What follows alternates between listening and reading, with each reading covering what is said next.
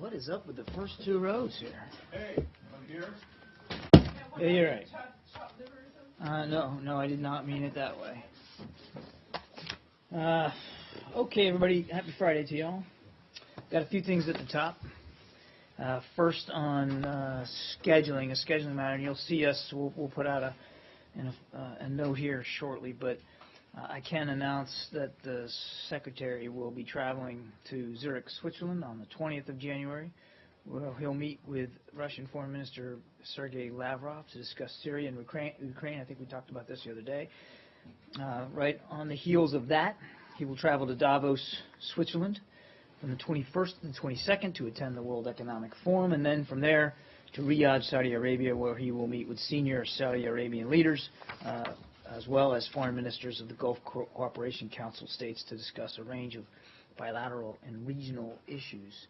After that stop, he will go to the Asia-Pacific region, where he will visit leaders in Laos, Cambodia, and China, again, to reaffirm our firm and strong commitment to the Asia-Pacific rebalance, to our interests in the region, and to discuss, as you might imagine, a whole host of bilateral and regional issues with those leaders. We very much look forward to that trip. Right after Riyadh. Laos, Cambodia, Thank you. And China. On Russia, as a follow-up to Secretary Kerry's December 15th meetings in Moscow with President Putin and with Foreign Minister Lavrov, Assistant Secretary for European and Eurasian Affairs Victoria Nuland met today with Russian Presidential Advisor Vladislav Surkov in Kaliningrad, Russia. And there they discussed the situation in eastern Ukraine and the need for full implementation of the Minsk agreements. The talks were constructive and designed to support the ongoing work of the Normandy countries and the Trilateral Contact Group. On Somalia, the United States strongly condemns the al-Shabaab terrorist attack today against Kenyan troops that were operating under the African Union mission in Somalia, AMISOM, as you guys know it, and Somali National Army troops that were stationed in El Ade, the Gedo region of Somalia. We extend our deepest condolences to the families of all the soldiers killed, and of course we wish a speedy and quick recovery to those who were injured. The United States remains fully committed to providing assistance to the government of Kenya, the government of Somalia, and our AMISOM partners to combat terrorism, violent extremism, and to enhance security within Somalia, Kenya, and the region. And finally, on Turkey, if I can keep this page from falling off, we've seen reports of Turkish academics being investigated and detained for expressing their opinions about the conflict in southeast Turkey. We see this action as part of a troubling trend in Turkey, whereby official bodies, law enforcement, and judicial authorities are being used to discourage legitimate political discourse.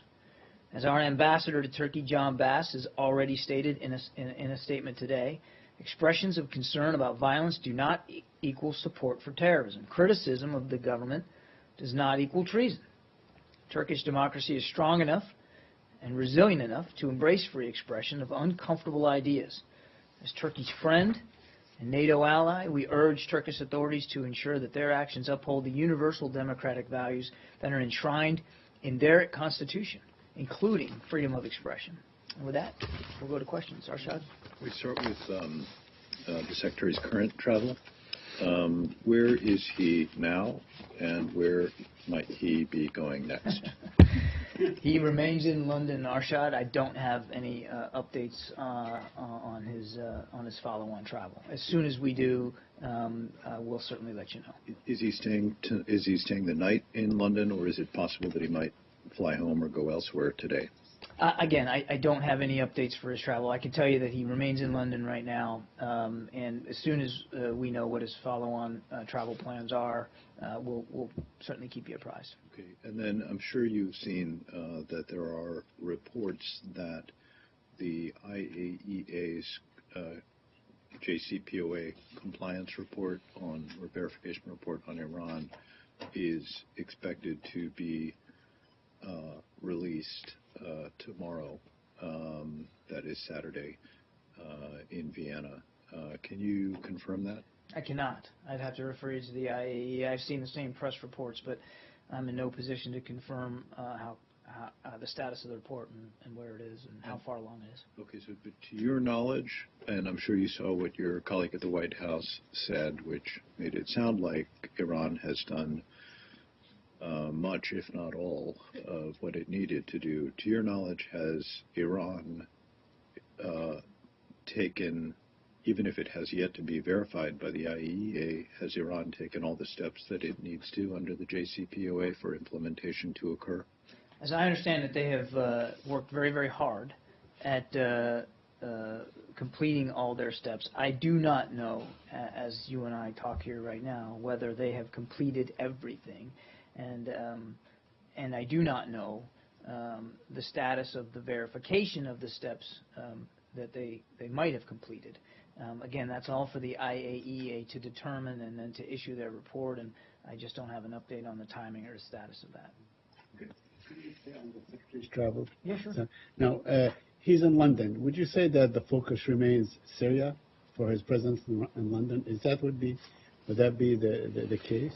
Well, I mean, the primary reason for going to London was to meet with the Foreign Minister Al-Jubair, and there's lots of topics that they discussed, but obviously Syria was right at the top of that list in terms of the political process moving forward. But there's other issues. I mean, one of the reasons he wanted to meet with the Foreign Minister was also to discuss the recent tensions with Iran that you and I we've all been talking about for the past week or so. Yeah, I understand, but the meeting is done. I mean, the meeting was yesterday, and I'm sure they discussed the situation between Iran and Saudi Arabia. But what is the reason for his continued presence in London? Is it basically to organize the process forward for Syria? The Secretary has been very busy in London, even after completion of his meeting with Foreign Minister Al-Jubair, speaking numerous times with various leaders around the world about lots of topics going on around the world, not the least of which is, his continued progress towards implementation of the Iran deal. So, I mean, there's been plenty of work for him to do in London, and I just don't have anything to report in terms of any follow-on travel. Yeah. Sorry, Said, you weren't done? Okay, I just wanted, you said yesterday that the administration would be ready to go with sanctions relief once the announcement was made, but can you tell us, of implementation day I mean, but what's going to happen when implementation day happens? The sanctions, there'll be an announcement that they're lifted, and will there be some kind of guidance issued to businesses right away, or what can we expect to happen? I'm not entirely clear what the mechanics of it is, but clearly once we get to implementation, there'll be an official announcement about that, and we'll do what we need to do here in the United States to make the proper notifications. I don't know what the mechanics of that look like. I mean, we can try to get you one of our experts to kind of walk you through that. I just don't have that level of detail. But yes, our major requirement on implementation day is sanctions relief. John, is there a concern that the efforts to get to implementation day might be rushed, that the IAEA may not have enough time to do all of the double checking that it needs to do in order to make certain that Iran is complying with the terms of the JCPOA? No, there's no rush here. There's no rush, and the IAEA is an independent agency, as you know, and they can't be rushed, and they shouldn't be rushed. The reason why we believe we're very close to implementation day is because Iran has put a great deal of effort in trying to meet all their commitments, and that's the only thing driving the schedule. We've said all along that there will be no implementation day, there will be no sanctions relief until they've met all their requirements, their commitments under the JCPOA, and the IAEA can verify that they have done so. We're not there right now, and I can tell you the process continues, but that's the only thing driving any sense of timing. There's no artificial pressure being applied. There's no rush afoot here. And in terms of the domestic political climate here in the United States, what is this administration prepared to do to try to quiet the naysayers once the IAEA comes out and says Iran has complied with the terms of the JCPOA? That question would presuppose that you can quiet critics, and look, we've said all along that we know that there have been and there are and there will continue to be critics of this deal, whether they're in the halls of Congress or elsewhere, even around the world. And what we've said all along is that we're going to continue to engage in dialogue and discussion and talk about this and answer whatever questions that we can. We've been very open and transparent about that in multiple discussions with members of Congress, even in an open testimony. So I can't speak for the critics and what they'll say when we get to implementation or how they'll react. That's for them to speak to. What I can tell you is that we're going to continue to work towards making sure that we're all ready to meet our commitments. Iran has continued to take the steps that it needs to take to implementation. Again, we're not there yet.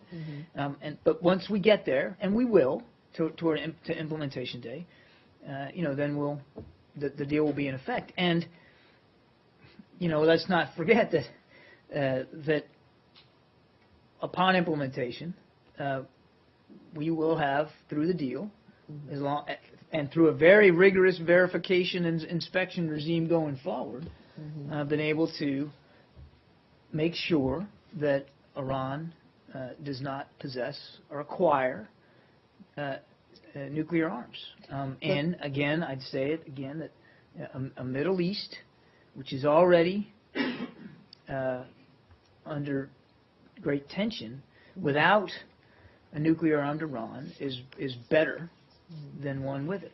But it's not just quieting the critics. The critics, in large part, belong to a co-equal branch of the U.S. government, and they can try to pass legislation to basically undermine the terms of the JCPOA, and especially the sanctions relief. What is the administration prepared to do to essentially prevent them from doing something that we can all pretty much assume they're going to do? It's not about quieting critics. There have been critics all along, and there will continue to be, and that's okay. Everybody's entitled to a different view. It's about continuing to address the concerns. But once the deal is implemented, the deal is implemented. Now, I can't speak hypothetically to what measures the members of Congress might pursue after that. We'll have to. They can speak to that, and we'll have to address it if and when that happens. But upon implementation deal, sanctions relief occurs, and the deal is in effect. And again, most importantly, Iran is prevented from ever acquiring nuclear arms and those capabilities. On that point, John. Now, what Iran needs to do are measurable, tangible things, right? Would you say that they covered 50%, 70% of what they needed to do? For instance, turn over their enriched uranium, pouring cement in the core, and so on, and all these things which they have done. So, how many more steps, or what are the remaining steps? I'm not going to abstract. I'm not going to get ahead of the work the IAEA is doing. But as you heard the Secretary say, they are shipping out all that low enriched uranium. That was a key component. One of the things they needed to do, and obviously it advanced the breakout time from a matter of months to more than a year, just in that one movement. But in general, I can walk you through what their steps are. Okay. I won't talk to you about progress on that. That is not my responsibility. That's the IAEA. But they have to modify and redesign the Iraq plutonium reactor so that it cannot be used again to produce weapons-grade plutonium. They have to disconnect and remove 2/3 of their installed centrifuge capacity, going from over 19,000 to just over 5,000. They have to reduce their stockpile of up to 5% low-enriched uranium from the current stockpile down to 300 kilograms or less. We've talked about that. They have to disconnect all uranium enriching centrifuges at Fordow and turn the facility into a research facility that will no longer be enriching uranium. They have to put in place all the transparency measures with the IAEA specified in the JCPOA, including 24/7 monitoring of all Iran's declared nuclear facilities. And they have to provisionally apply the IAEA additional protocol and implement modified Code 3.1, which if you look in the deal, will have more detail on that. So all that's very public. That's all in the documents which you can find online. I won't, again, give them a report card on all those things. That's not our job. That's for the agency to do. You said yesterday that there had to be some other, I guess, paperwork that needed to be done once the IAEA comes out with its report on the part of the P5+1. Can you spell out exactly what documents need to be signed, how they can be done? Are you I able don't to- have that level of detail. As I said to Arshad's question, there's sort of two things here. They have to complete all their steps, and then those steps have to be verified by the IAEA. That's what I'm talking about when I'm talking about Right. documentation. I just simply don't have a status report for you on all that. U.S. relations with Iran may get a whole lot more challenging after they have taken the nuclear steps and you and the European Union and the United Nations have taken the sanctions easing steps? Well, I mean, to be clear, the Iran deal was never about defining or improving a relationship with Iran. It was about cutting off their pathways to a nuclear bomb, and it will do that. So nobody's looking at this from a relationship perspective. That's not the purpose of it.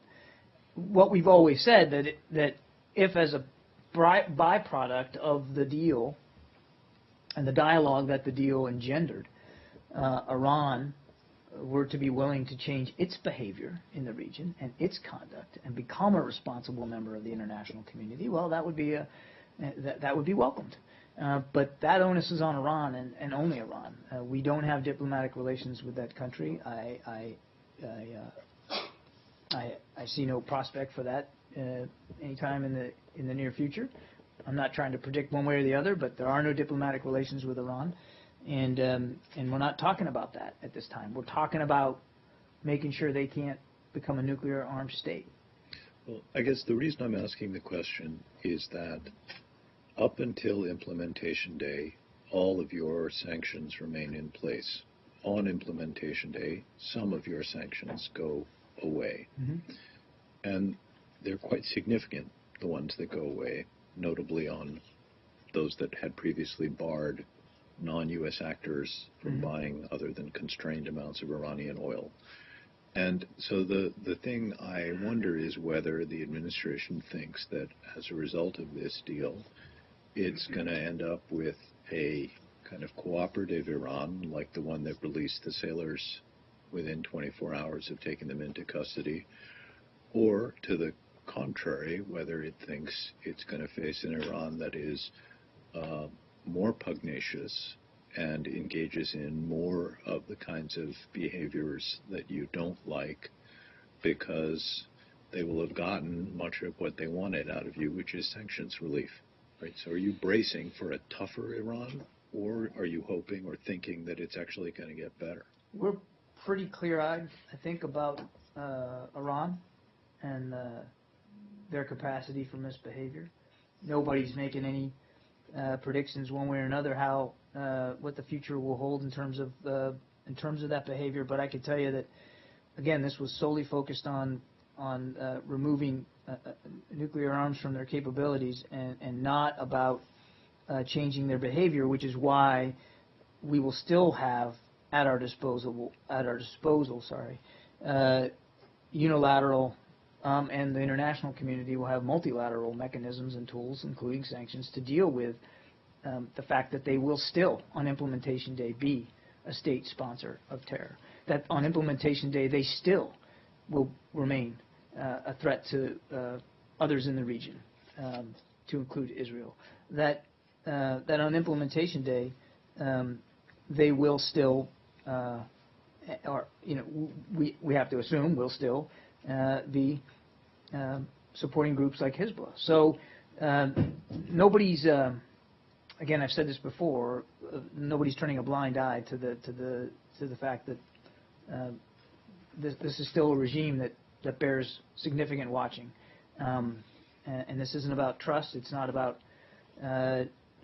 trying to forge a new friendship here. It's about taking a very big step to try to reduce in the realm of nuclear arms their ability to do that much more harm to people in the region. And just one other one for me on this. Did you get an answer to the question that I think you had said you would take on whether L regards the Geneva Conventions and as applying to the U.S. soldiers that were the U.S. sailors, that were in Iranian custody?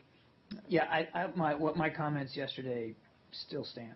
So, in other words, you're not at war, therefore they're not prisoners of war, therefore we're Geneva not in an Conventions armed don't apply. conflict with Iran, and there's been no legal determination to that effect. So my comments still stand. Okay.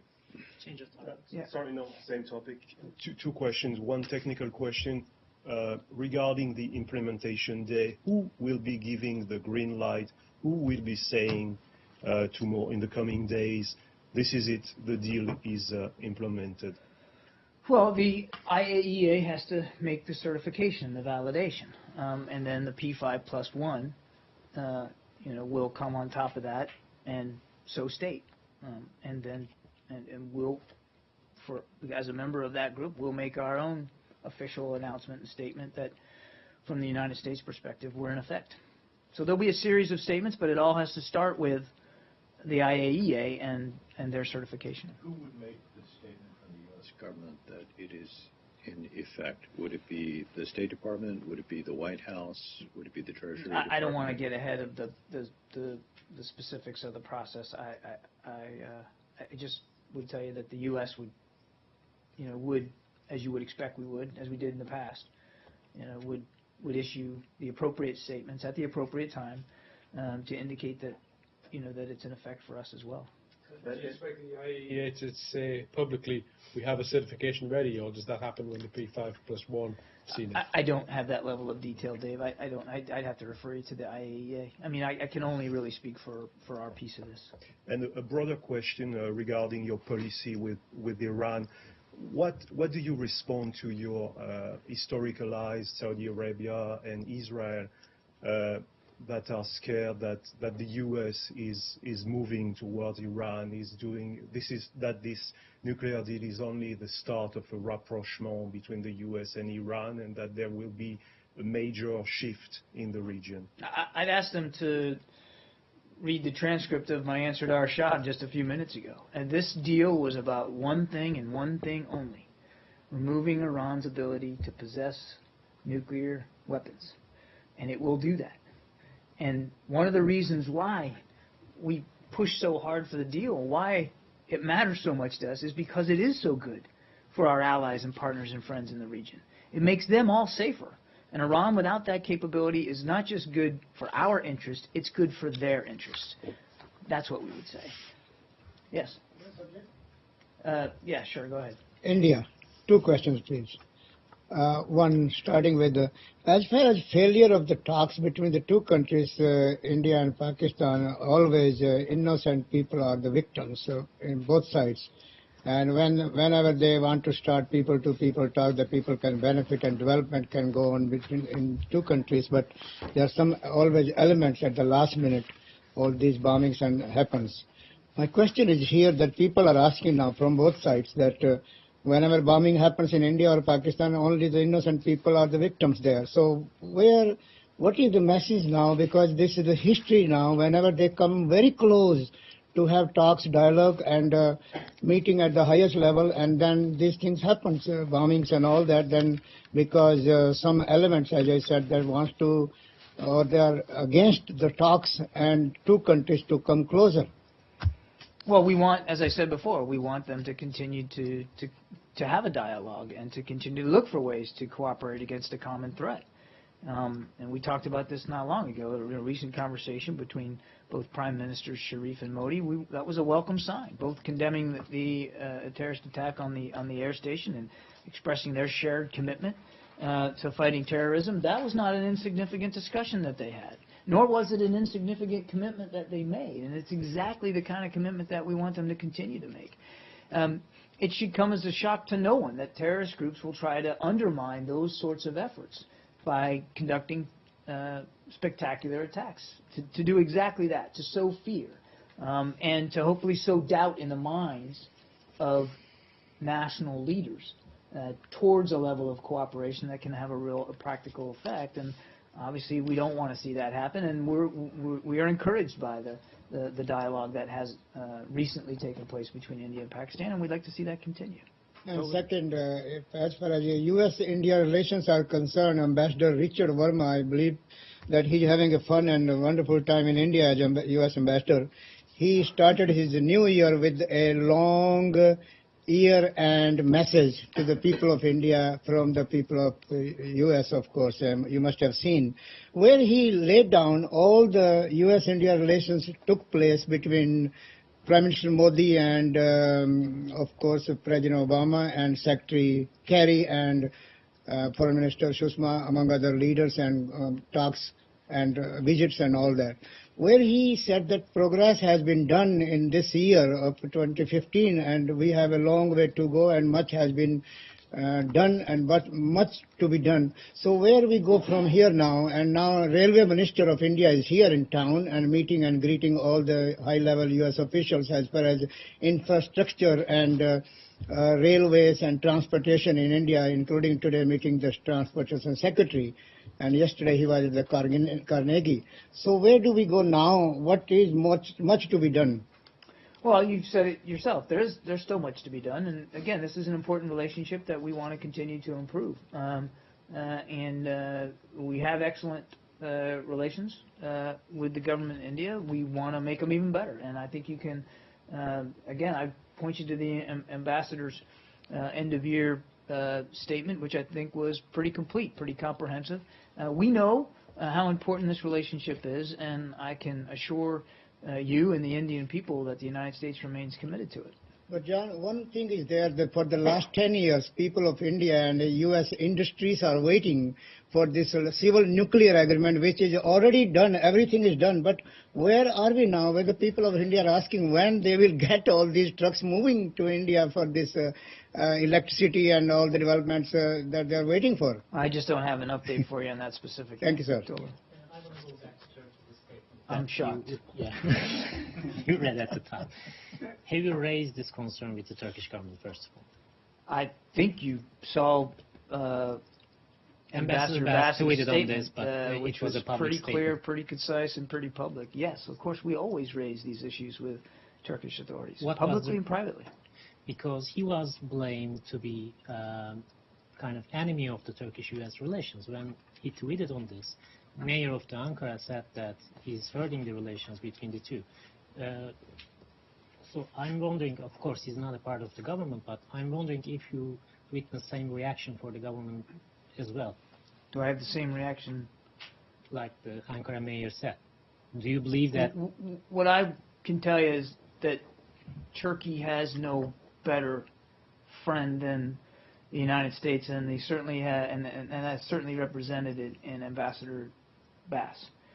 Nobody is more committed to seeing Turkey succeed and to live up to its own constitution and democratic values. Nobody's more committed to that than Ambassador Bass. And it's because he deeply cares about the Turkish people and the health of the Turkish democracy that he spoke the way he did, that he issued the statement of concern that he did. It wasn't picking sides on the academics' arguments or not. That wasn't the issue. In fact, you can look at his statement and he makes that clear. It was the idea of being able to express opinions freely and openly, and to challenge government in a peaceful, democratic way, which is enshrined in the Turkish constitution itself. So to the mayor of Ankara, and I've seen those comments, I would say that Turkey has no better friend than Ambassador Bass, and that's very much represented in his statement. Did you see the same reaction from the government? I've only seen the press reports from the same ones that you're alluding to. And have you discussed this issue with the government on the I've reaction? answered that question already. Of course, we raise these issues all the time. No, the reaction of the mayor. I mean, because I don't have an update for you. The article just appeared a little bit ago. I've seen it same time as you have. Okay. And can I finish it? And you said the troubling trend. Are you concerned about the direction of Turkey in general? I think I'm going to leave it at my opening statement. It's a troubling trend that we're concerned about. And the last one, I know that you're cautious about not to interfere with the domestic policy issue with other countries, and the government circles and pro-government circles, let's say, criticize the Ambassador Bass comments to interfere with the domestic policy of Turkey. Why you think that this is not an internal issue for Turkey, and why you made the statement at the top? We are uniformly and always expressly concerned about freedom of expression around the world. And I can't tell you how many times in just the 8 months I've been at the State Department that I've stood up here and I've talked about our concerns with respect to freedom of expression and freedom of the press from this very podium about places all over the world. It's one of our core values, and it's one of our key principles here in the United States. It matters deeply to us. And we know that it matters deeply to the Turkish people because it's in their constitution. And so when we see express examples where those values are not being lived up to, values that, again, is enshrined in their own constitution, we believe we have an obligation to speak up about it, and we're going to continue to do that. Do you believe that these detentions are hurting the U.S.-Turkish relations? Turkey's a NATO ally, a strong partner, and a friend. And I've said this before, even allies and friends aren't always going to see eye to eye on everything. And good friends and allies, if you are a good friend and ally, should be able to discuss freely the concerns that you have with one another. And we do that with Turkey. We're not always going to see everything the same way that they do, but it doesn't mean that the partnership is weaker. It doesn't mean that we're not as strong an ally. It means that it's a healthy relationship, that you can speak freely and express those same concerns. And we're going to continue to do that when and where we see it's appropriate. Okay? Sure. While you are talking about these concerns, right now dozens of academicians who signed that petition detained, some of them already fired and suspended. So when we report about your concerns, usually the echo comes from Turkey is that these concerns have been displayed for a long time, but the trend is continuous. Do you think these concerns that you have been expressing make any difference? If no, then what does it good for this expressing concerns as long as this witch hunt is going on in Turkey? Are you suggesting that we shouldn't speak up and express the concerns when we have them? I think many people think that U.S.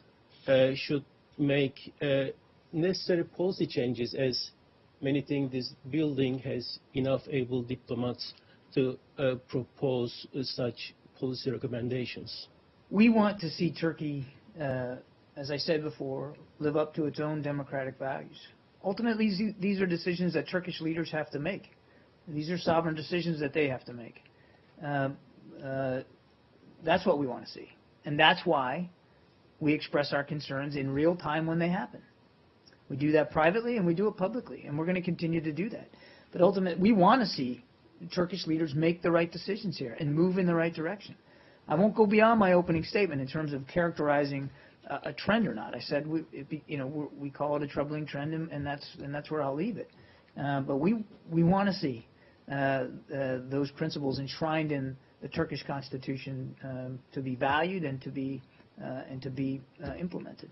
You, in the same opening statement, you said that Turkish democracy is strong enough to embrace this freedom of expression. Can you tell us what aspect of Turkish democracy you see strong nowadays? It was a broad statement that I stand by. We believe that it is a strong enough, resilient enough democracy. We believe the Turkish people are strong enough and resilient enough to live up to these values, and that's what we want to see them do. And finally, today, one of the oldest mainstream newspaper, Cumhuriyet newspaper, it's reported by the censorship watchdog that has been selectively blocked by some of the country's largest service providers. The day after President Erdogan fiercely attacked the newspaper, headline came yesterday. Do you have any comment on this particular? I haven't seen that report, but obviously if it's true, everything that I mentioned in the last few minutes and in my opening statement would still stand. We want to see Turkey live up to its democratic values, and that includes freedom of expression and freedom of the press. And we've been nothing but consistent about that particular matter over these many months, but I haven't seen that report. Yes. Yes. When Secretary Kerry goes to China, besides DPRK, will he be discussing the Taiwan's presidential election with their Chinese counterparts? I think he'll be discussing a wide range of bilateral issues that we routinely discuss with China. I'm not going to get ahead of specific agenda items. I do know that Deputy Secretary Blinken will be meeting with the Zhang Zhijun, who is the official in charge of the Taiwanese affairs in the Chinese government. Is there a nuance that for Secretary Kerry not to discuss the Taiwan issue with his counterparts? Because I didn't say that he wasn't going to discuss Taiwan. I said I'm not going to get ahead of specific agenda items. Cross-strait relations is obviously something that we routinely discuss with Chinese leaders. There's a lot of other things as well on the agenda. That you would expect that they would discuss. But again, I'm not going to get into specific items right now. And when the meetings are over and when we can read them out to you, then we'll have those discussions. If he discussed the Taiwan issue, can we read that it's not a discussion of sovereignty, or is there any nuance on it? I can appreciate your strong desire for nuance before we've even left Andrews Air Force Base. I'm just simply not going to get ahead of the specific discussions that we're going to have. You can imagine that because the U.S.-China relationship is so important to them and to us, because there's so much change in the region and tension, that there are a lot of issues that he will be raising with his Chinese counterparts. Again, I don't want to go through a list of them. I think you can imagine what they would be. Everything from security challenges to economic opportunity. Okay. Can we move on to Macedonia? You're going all the way from China to Macedonia. Okay. Huh? Yeah. So with the death of former comfort woman Cheng Chen-Tao earlier this week, President Ma of Taiwan, he said that he would continue to work on achieving justice for Taiwanese women. Would you support such efforts of reconciliation on this issue between Taiwan and Japan? I'm afraid I don't have a comment for you on that. I haven't seen those comments. Quick related question about Secretary of State. Is he going to Japan or South Korea? No, as I told you, he's stopping in Laos, Cambodia, and Beijing. No other. There's not a stop in Japan on this trip. Fight against ISIS? Huh? What about ISIS? I have a couple questions on the fight. Oh, I'm sorry. I'm just. No, we're going to Macedonia. I am just trying to keep up with you guys today.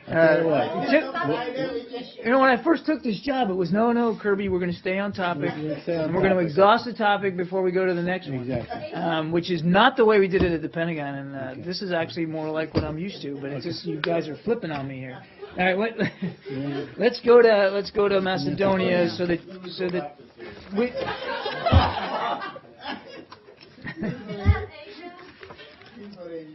Okay, do you have any comment on the newest announcement from the Prime Minister that he's planning to resign? Do you think this is a sign of implementation of the Prince-No agreement? It's part of his resignation is part of that agreement. So you welcome It's an intrinsic part of it. We continue to support Macedonia efforts towards deepening their Euro-Atlantic integration. We support the Prince-No agreement as an essential next step towards that goal, and we're working with the EU to assist Macedonia's leaders to build on the progress and implementation they've made so far. The Prime Minister's resignation was a part of the agreement, and I'd refer you to the government of Macedonia for any further information about it. Is the U.S. playing any role as a facilitator? Because a few days ago, I remember the Prime Minister met with the Vice President Joe Biden in Washington. Yeah, you're right. The Vice President met on the 11th. They agreed on the importance of continued implementation of the agreement and taking the actions necessary to ensure credible elections. And the Vice President emphasized the United States' continued support, again, for Macedonia's Euro-Atlantic integration. So would you call the U.S. as a facilitator to that process? I did not say that. I told you we support their integration, their Euro-Atlantic integration. And then can I have one quick question on Ukraine on the following up? Sorry. Finally. You guys got to police yourselves, you know. The Ukraine, the meeting take place in Russia. Why is that? Is that because of the Putin's aid is under the Western sanction not to travel to? The location for the meeting was established by the Russian government. We didn't. That was their choice to meet in Kaliningrad. And then the U.S. did not ask him to come over here? Or? The decision to meet there was a Russian decision. And then the fact, because he's under sanction not to travel, is that in any way undermine the Western sanction for his travel due to the undermining the sovereignty of Ukraine? Not at all. There's no prohibition on meeting with an individual who's under sanctions. He is the appropriate person in their government to have these discussions about Minsk implementation, and he was chosen by the Russian government to head these meetings, and so we attended the meetings and we had good discussions today. Yes.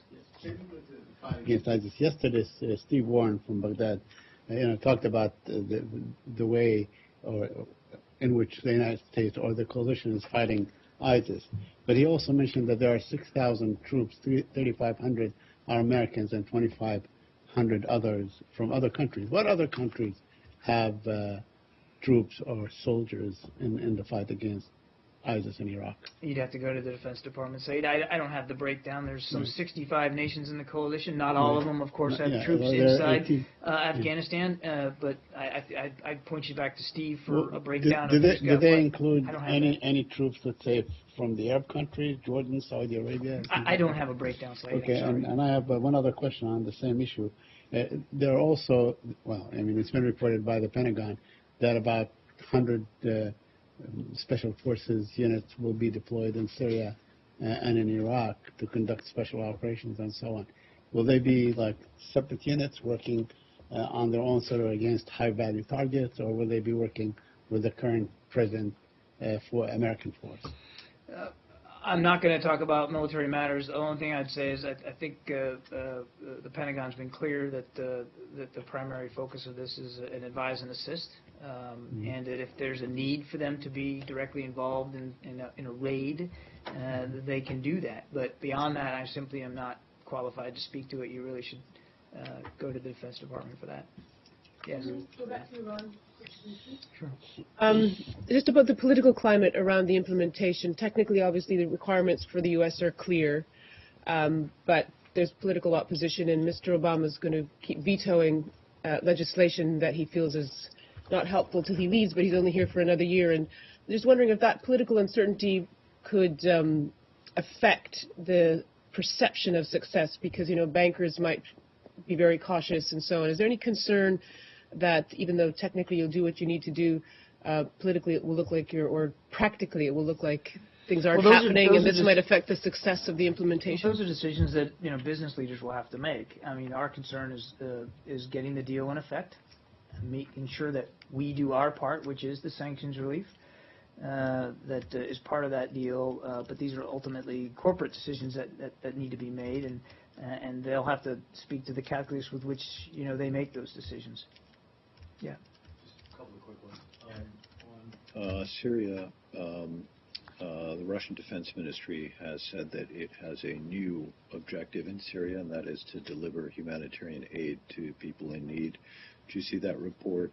To your knowledge, have the Russians been delivering such aid? Do you welcome it? And if they are delivering such aid, are they delivering it to non-government controlled areas? Okay, let me see if I remember all those. I have not seen the report. I can tell you, though, that If you just give me a second to find it in this mammoth beast of a book I have here. So let me talk a little bit about humanitarian aid, Arshad, and then remind me about what I'm missing here for you. But yesterday, a second joint UN ICRC Syrian Arab Red Crescent humanitarian convoy of over 60 aid trucks reached the towns of Madaya, Afua, and Kafraya, where staff immediately distributed flour, winter clothes, blankets, and specialized health and nutrition supplies. Medical personnel and nutritionists are accompanying the convoy to Madaya to examine patients, determine the criticality of health conditions, and provide on-site medical treatment as needed. UNICEF has now publicly confirmed cases of severe malnutrition were found among children in Madaya, and tragically announced that their staff was there to witness the death of a severely malnourished 16-year-old boy who passed away right in front of their eyes. The UN's working to get medical teams and mobile clinics to enter besieged areas immediately, but it is still waiting on the Assad regime.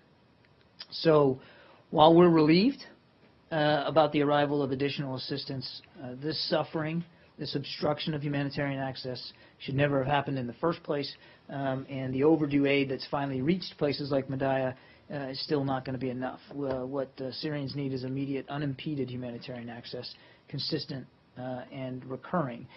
I have not seen anything that would I've seen no indications that the Russian defense forces are involved in this delivery. As I read at the top, it's UN and it's non-governmental agencies that are doing it. The ICRC. That's not to say that they might have plans. They could. I don't think that we would certainly take a dim view if the Russian Defense Ministry was more focused on providing humanitarian aid and assistance and less focused on bombing opposition groups and innocent civilians. So if it were true, I said we wouldn't take a dim view if they were more focused on. Hopefully I said that right. We'll have to look at the transcript. We would not take a dim view if they focused more on humanitarian assistance and less on bombing opposition groups. But I have not seen anything to confirm that A, they've made that policy decision, or B, that they've begun to implement it. Okay. Good. I got one more. Yes, sir. You may not have seen this in time to get an answer for the briefing, but the former chairman of Mexico's ruling Institutional Revolutionary Party has been arrested in Spain. Do you know if the U.S. government played any role whatsoever in his arrest? You're right. I don't have anything on that. I'm going to have to take that one for you. I did not get any updates like that before I came out here today. Can you just go to Nigeria then? Sure. There have been reports, including by my own agency, of large-scale killings by Nigerian security forces in the town of Zaria in the north. They're conducting a security operation against a Shiite group led by Sheikh Zakzaki, the Islamic movement in Nigeria, I believe. Our own sources are talking about a death toll of maybe 300, and there have been reports of up to 700 dead. This is not Boko Haram, but this is another action by the Nigerian security forces. Is the United States aware of this? Do you have any comments? Yeah, we are. We continue to be very concerned by these violent clashes between members of the Nigerian army and a Shiite group in the Kaduna state. In the days after these incidents, in both public and private statements, we called on the government of Nigeria to transparently investigate these reports and to hold accountable any individuals found to have committed abuses. We're aware of at least 4 separate investigations that are being carried out by the Nigerian Senate, House of Representatives, the National Human Rights Commission, and the Judicial Commission of Inquiry established by Kaduna State by the Kaduna State governor. We urge the individuals carrying out these investigations to carry them out swiftly, thoroughly, and with impartiality. We have time for just a couple more. Yes, ma'am. Where? On the Asia Infrastructure Investment Bank, the AIIB. Yeah. So the AIIB will be officially launched tomorrow. Can I have your reaction to that? Does the United States welcome it? Why don't you let me get something back to you on that? Okay. When the Chinese President Xi was here, he visited the United States last September. He invited the United States to join the AIIB. Just the two sides discuss this issue. Let me get you a comment back on that. Okay. Or can you share your current status? I will get you. I'll get you an answer to your question later. Okay. Okay. Thank you. Last one. This may be better directed to the Pentagon, but there were reports today saying that North Korea would stop nuclear tests if the U.S. suspends joint military drills with South Korea and other countries. Do you have? I haven't seen those comments, but look, we have significant alliance commitments with the Republic of Korea that we take very, very seriously, and we're going to continue to make sure that the alliance is ready in all respects to act in defense of the South Korean people and the security of the peninsula. Thanks, everybody.